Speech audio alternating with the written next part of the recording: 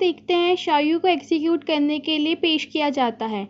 Moyn जादू करके उसके जंजीरों को कसने लगता है। दूसरी तरफ पाइजुआ आसमानी टावर पहुंचता है तो उसे वह ज़ूरेन मिलता है। चैंगलियो में कस्टोडियन ऑफ लॉ अपने सभी डिसाइपल्स के साथ पहुंच जाते हैं। मोयान बोलता है, मुबारक हो, साचिन मर गया है, अब तुम सेवन मर्डर फ्रैक्शन को पूरी तरीके से कंट्रोल कर सकते हो। कस्टोडियन ऑफ लॉ बोलते हैं, मैं हमेशा से होली रूलर के लिए वफादार था, इसलिए आज शायू को बचाकर ही रहूंगा। फिर उन सब के बीच में फाइट शुरू हो जाती है। तब वाचिंग को मौका देखकर शायू को जाकर छुड़वा देती है और उसे वहां से लेकर जाने लगती है कि सभी सेक्ट वाले मिलकर उस पर हमला कर देते हैं, जिससे शायू घायल हो जाता है। वो दोबारा उन पर हमला करते हैं, लेकिन इस बार वाचिंग को अपनी ग्रेट डेजोलेट एनर्जी फोर्स का इस्तेमाल करके सबको पीछे धकेल देती है। इस बार मोयान उस पर हमला करता है, लेकिन तब तक बीच में डोंगफांग आ जाता है। वाचिंग को हमला करने को होती है कि तब तक पाइजुआ वहां ज़ूरेन के साथ आ जाता है। मोयान ज़ूरेन को देखकर हैरान हो जाता है। बाइजुआ वाचिंगो से बोलता है, मैंने तुम्हें माफ़ किया, प्रोटेक्ट किया, क्योंकि मुझे लगता था कि तुम कभी किसी इनोसेंट को हार्म नहीं पहुंचाओगी, पर तुमने सैवेज टेरिटरी से भागकर सारे सेक्ट के बीच में वॉर शुरू करवा दी। तुम्हें क्या लगता है, अगर तुम बोलती फिरोगी कि तुम मेरे डिसाइपल हो तो मैं तुम्हें मारूंगा नहीं? वाचिंगो बोलती है, मैंने कुछ गलत नहीं किया और ना ही शायू ने कुछ गलत किया, अगर मारना ही है तो मेरे को मार डालो। बाइजुआ अपने हाथ में तलवार निकाल देता है और बोलता है, तुम्हें सच में लगता है कि मैं तुम्हें मार नहीं सकता?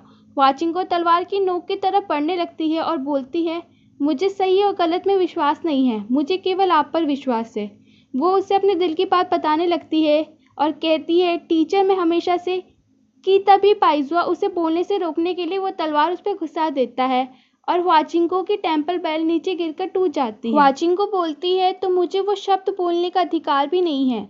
तभी नीमेंटियन अपने जादू से उसका मास्क उतार देती है और सब लोग उसके चेहरे के निशान को देखकर हैरान हो जाते हैं। नीमेंटियन बोलती है, वाचिंगो तुम्हें एक शीशा ढूंढकर अपनी शक्ल देखनी चाहिए कि तुम कितनी अगली लग रही हो। तुम्हारी यहाँ खड़े होने की हिम्मत कैसे हो रही है? बाइजुआ उसके चेहरे का निशान देखकर समझ जाता है कि ये 3 लाइफ पूल का पानी है। वो नीमेंटियन से पूछता है, ये पानी तुमने उस पर डाला है? और वो उस पर हमला करके उसे पीछे धकेल देता है। मोयान आके बोलता है, मैंने उसे ये ऑर्डर दिया था। सब लोग बात करने लगते हैं कि वाचिंगो को कहीं पाइजुआ से प्यार तो नहीं हो गया है कि तभी पाइजुआ बात को आगे न बढ़ने के लिए बोल देता है, ग्रेट डेजोलेट एनर्जी फोर्स वाचिंगो के शरीर में है। शायू ने वॉइड केव में उसे दे दी थी और मैंने उसे सील कर दिया था। मोयान को गुस्सा आ जाता है और वो अचानक से वाचिंगो को मारने के लिए उस पर हमला कर देता है कि डोंगफांग उसे प्रोटेक्ट कर देता है और खुद जो उसे सीढ़ी पर जा पड़ता है। वो वाचिंगो से बोलता है, याद रखना तुम्हें अच्छे से जीना है, चाहे कोई और तुम्हें प्यार करे ना करे, तुम्हें खुद से प्यार करना है। वाचिंगो बोलती है, क्या बोल रहे हो तुम? डोंगफांग बोलता है, डरो मत, ये तो होना तय ही था। ये तुम्हारे सैवेज टेरिटरी से बाहर निकलने का पेल्वियन और स्ट्रेंज डीके के साथ सौदा है, एक बदतर मौत पड़ना। वाचिंगो बोलती है, प्लीज़ मुझे अकेले छोड़कर मत जाओ। वो बोलता है, आज तक सारे सेक्ट मेरी योजनाओं से चलते आ रहे थे, बस तुम्हारी काइंडनेस ही है जिस पे मेरा कोई हिसाब नहीं है। मैं हमेशा के लिए तुम्हारे साथ रहकर तुम्हें प्रोटेक्ट करना चाहता हूँ, लेकिन अब मेरे पे और समय नहीं बचा। फिर हमारा डोंगफांग मर जाता है। वाचिंगो उसे पकड़कर रोने लगती है और बोलती है, आज तक मैंने तुम्हारे लिए कुछ नहीं किया, लेकिन तुम्हारी मौत का बदला ज़रूर लूँगी। वो मोयान की तरफ जाने लगती है, लेकिन बाइजुआ उसे रोक देता है। वाचिंगो से साइड करके आगे बढ़ने लगती है, लेकिन उस पर ग्रेट डेजोलेट एनर्जी फोर्स का असर होने लगता है और वाचिंगो रुक जाती है। मोयान शायू को वाचिंगो से दूर फेंक देता है और वो तड़प कर मर जाता है। वाचिंगो अपने अपनों को मरा हुआ देखकर रोती है और पाइजुआ से बोलती है, मुझे बस डोंगफांग को दफनाने दीजिए और 7 मर्डर फैक्शन वालों को यहाँ से भेज दीजिए, फिर मैं आपके साथ अपनी सजा लेने के लिए चल लूँगी। बाइजुआ उन्हें वहाँ से जाने देता है। उसके पास वाचिंगो बेहोश हो जाती है। मोयान उसे एग्जीक्यूट करने को बोलता है, पर बाइजुआ उसे सेक्ट लीडर का टेम्पल फेदर दे देता है और वाचिंगो और उसकी टूटी हुई टेम्पल बेल को लेकर वहाँ से चला जाता है। अगले सीन में बाइजुआ वाचिंगो को एक घर में लॉक कर देता है और बोलता है, आज से तुम्हारी देखभाल मैं करूँगा। जब वाचिंगो को होश आता है तो वो चिल्लाने लगती है और बोलती है, आप ये सॉल्यूशन ढूंढ के लाए हो मुझे कैद करने का, मुझे मार ही क्यों नहीं डाला? बाइजुआ बोलता है, सब कुछ खत्म हो चुका है, अपने पास को भूल जाओ और यहाँ शांति से रहो। वाचिंगो बोलती है, सही कहा आपने, सब कुछ खत्म हो गया है, शाह दीदी मर गई है, शायू मर गया है और यहाँ तक डोंगफांग भी मर गया है, लेकिन जब आपको पता था कि शायू इनोसेंट है तो आपने ऐसा क्यों किया? आपको पता था कि सील का असर आप पे भी होगा, तब भी आपने ऐसा क्यों किया? मुझे कंट्रोल करने के लिए और खुद को तकलीफ देने के लिए?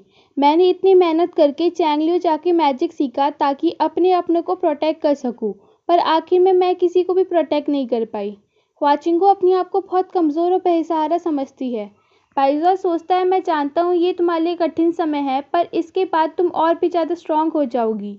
बाद में शैंक शाओयू को लेकर पाइज़ुआ के पास आता है और बोलता है, किसी को पता नहीं चला कि शाओयू अब भी जिंदा है, लेकिन तुम चैंगलियो वापस कब आ रहे हो? पाइज़ुआ बोलता है, चैंगलियो के पास तुम और सीनियर ब्रदर मोयान है, पर लिटिल बोन्स के पास केवल मैं हूँ, इसलिए मैं यहीं रहूँगा। जब शाओयू को होश आता है तब पाइज़ुआ बोलता है, मैंने एक बार हुआचिंगो से प्रॉमिस किया था कि तुम्हें प्रोटेक्ट करके रखूँगा, तो तुम मर कैसे सकते हो? शाओयू पूछता है, दीदी कहाँ है?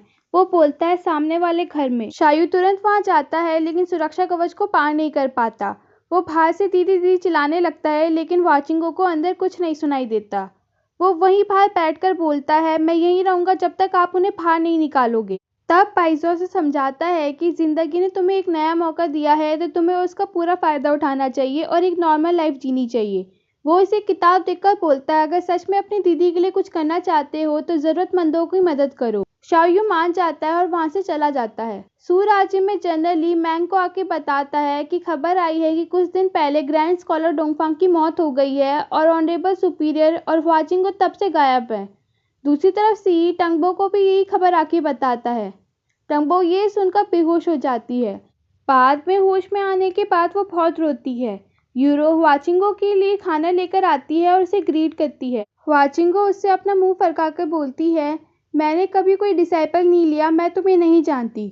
यूरो बोलती है, टीचर आप मुझे भूल गई, हम पहले भी मिले थे, आपने मुझे पीच ब्लॉसम सूप बनाना सिखाया था।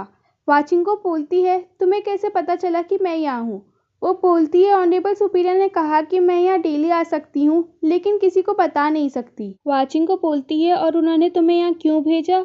वो बोलती है, शायद से उन्हें पता था कि मैं आपको कितना मिस कर रही थी।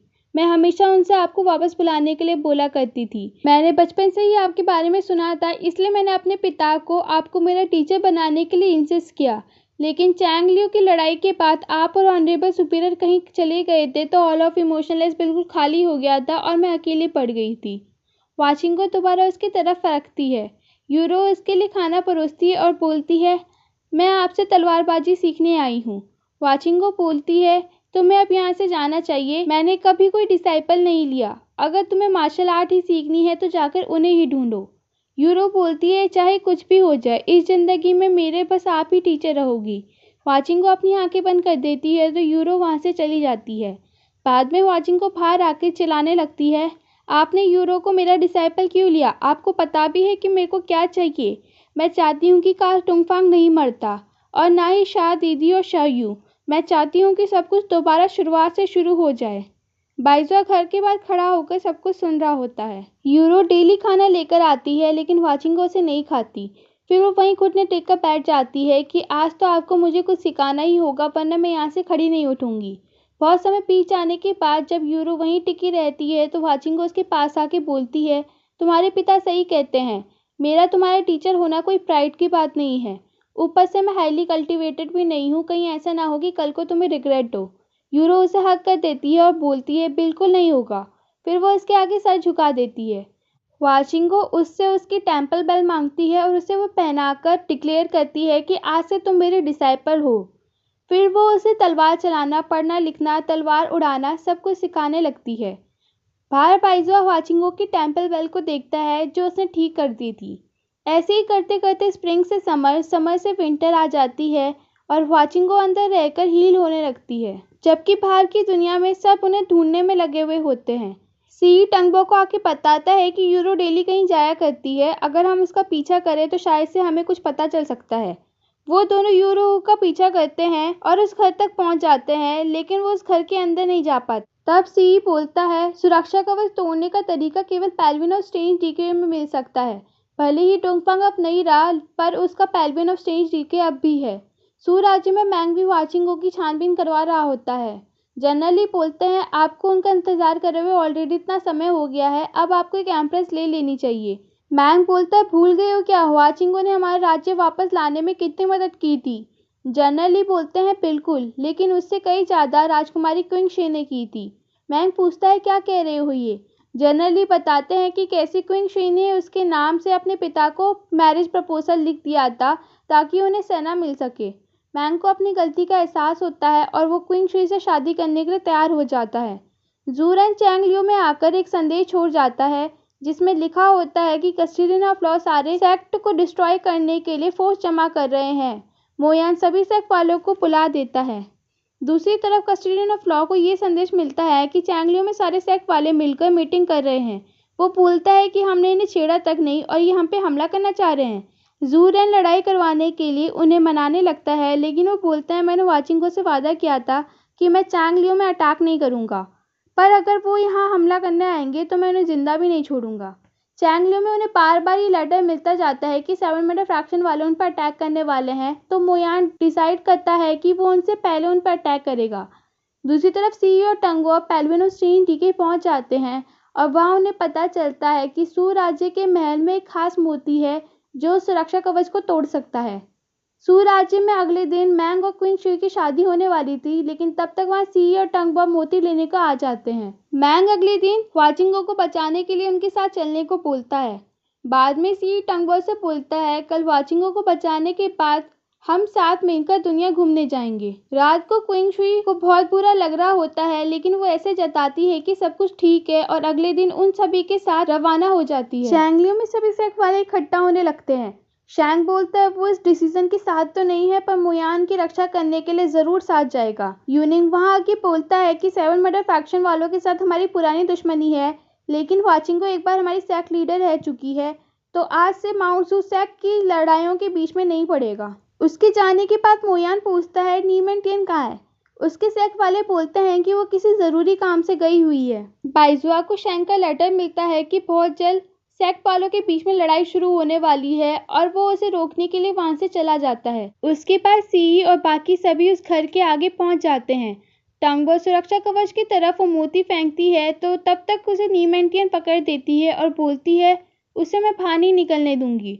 उन सब के बीच में फाइट शुरू हो जाती है और वाचिंगो को कुछ होने का एहसास होता है तो दरवाजे की तरफ आ जाती है। लड़ते लड़ते मोती टंगबो के हाथ में आ जाता है और वो तुरंत उसे फेंककर सुरक्षा कवच खोल देती है, लेकिन जैसे ही वो अंदर जाने लगती है तो नीमेंटियन तब तक अपनी तलवार निकालकर उस पर घुसा देती है। और एपिसोड 46 और 47 यहीं पे ख़त्म हो जाता है।